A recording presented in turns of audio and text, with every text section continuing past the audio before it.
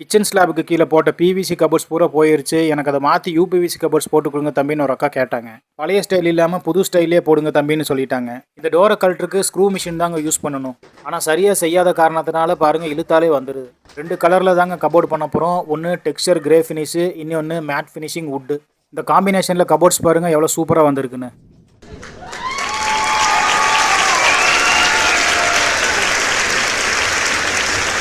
இந்த கபோர்ட்ஸ்க்கு 4 ட்ராலி வச்சுருக்குங்க. ஆஸ் யூஸ்வல் சீட் கட்லரி, இதில் கத்தி ஸ்பூனில் வச்சுக்கலாம். அதுக்கு கீழே தட்டு வைக்கிற தாலி பேஸ்கெட்டுங்க. இதில் ஒரு 10-12 பிளேட்ஸ் வச்சுக்கலாம்.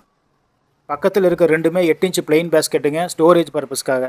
சின்ன சைஸு மீடியம் சைஸில் இருக்கிற பாத்திரங்கள் எல்லாம் மேக்ஸிமம் இதுக்குள்ளேயே அடங்கிடுங்க.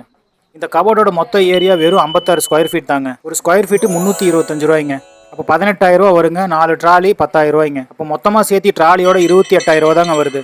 கோவை மக்கள் தொடர்பு கொள்ளுங்க. நான் உங்கள் கோவை அகமது. அஸ்ஸலாமு அலைக்கும்.